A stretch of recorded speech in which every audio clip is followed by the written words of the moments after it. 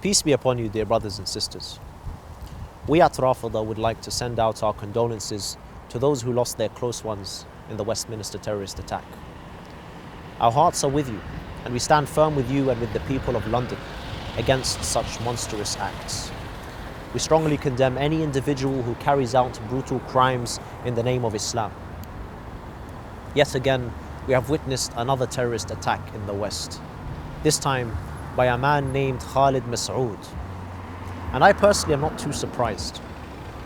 There must come a time when we as a global society come together to understand where this horror stems from.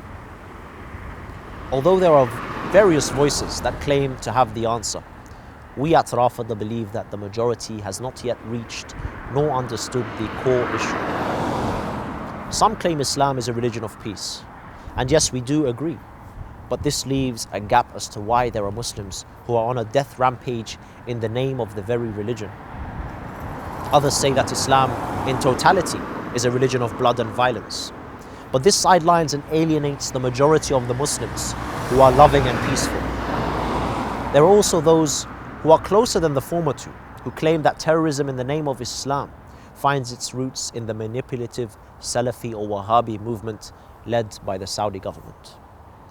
It is indeed true and common knowledge that Saudi is a powerhouse for funding extremist groups across their region and spread an extreme, harsh and barbaric form of Islam which exercises inhumane and unjustified punishments, oppresses women, and calls for the killing of innocent people that simply disagree with Islam.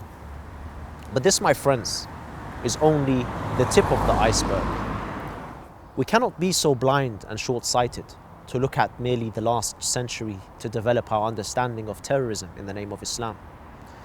Terrorism in the name of Islam existed long before the Saudi government was born. And before I do go on, I do have to state clearly that we do believe Islam is a religion of peace, at least the original form.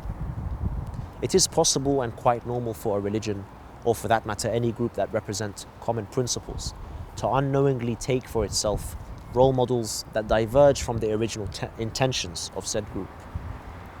And we have said many times before and will continue to do so until this underlying truth is placed under a magnifying glass and until the global community carefully pay attention. There is a form of Islam today that happens to teach its children and communities to love, cherish, respect and follow individuals who can only be described as the founding fathers of Islamic terrorism. These role models have their crimes stamped across all Islamic history books, and it's not hard to miss. They were involved in instigating bloody wars, massacring entire villages, raping and oppressing, all in the name of power and greed. Surprisingly, the majority of Muslims on the earth today accept these role models, but they are simply just ignorant of the bitter truth of their evil nature. These role models are none other than the well-known individuals that forced their way into power after the Prophet was killed. These individuals were none other than Abu Bakr, Umar, Uthman, Muawiyah, Aisha, and so on and so forth. Their reign dictated the very manner in which Islam would unfold throughout history. They would shape the minds of endless men and women that would follow. Their lies claiming that the Holy Prophet shared their views regarding their hideous crimes allowed for the justification of rivers of blood to spill in the last 14 centuries. I would have loved to ask Khalid Masood how much of a role model he took the brutal and barbaric individual known as Khalid bin Al-Walid. Famous for his words, "We are the people who drink blood, and the sweetest of blood is that of the Romans."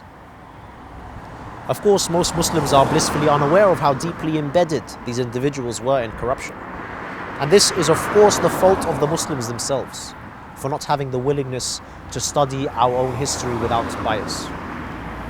But those who strap themselves with bombs, those who spray groups of non-Muslims with bullets, those who drive vehicles over the bodies of the innocent, they are well informed of the crimes of Abu Bakr, Umar, Aisha and Khalid ibn Walid. They have been fooled into believing this is what Islam asks of them, after hearing for their entire lives in every mosque they've ever attended, from every notable scholar, how great these people were. I mean, if these historical individuals acted in this way, and they supposedly were the closest to the Prophet and were the best of people to have ever lived, then it only makes sense that we must act in the same way as they did. This is where the true issue lies. Before we as a global community can begin to rectify the issue of Islamic terrorism today and set in motion a plan of how we should go about solving it, we first need to understand the ideological cause as to why there are Muslims killing in the name of Islam. We ask all Muslims to start afresh in their Islamic studies. The Prophet himself has said that it is obligatory on all to gain knowledge. So begin to read into the biographies of these role models that you hold so close to your hearts. Remove any bias that you may have and be honest with yourself, because endless lives are at stake. We know very well that the majority of the Muslims are peaceful and in no way, shape or form accept violence in the name of Islam. But no Muslim who openly or privately respects these historical individuals can ever denounce terrorism or can never truly take part in the reformation of the Muslim Ummah. We ask all non-Muslims alike to join us in understanding this issue, as it affects every one of us and not just Muslims. We call for a time of peace and prosperity for all humans, and this can only be achieved if we come together with open hearts and at the very least attempt to unravel the phenomenon of terrorism. Once again, I'd like to send out our condolences to the families and friends of the victims of the Westminster attack. Us, the Shia, can deeply connect to how tragic these times can be, as we've suffered for centuries by the same hands of these very same terrorists. In fact, us as Shia are their primary targets.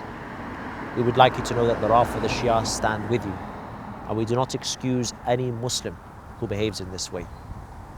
We are those Muslims that will speak out about the faults and errors within the Muslim community and will stand up against anyone who tries to silence us. With peace and love, may the peace and blessings of Allah be upon you all, and may Allah bless the Prophet and his holy family.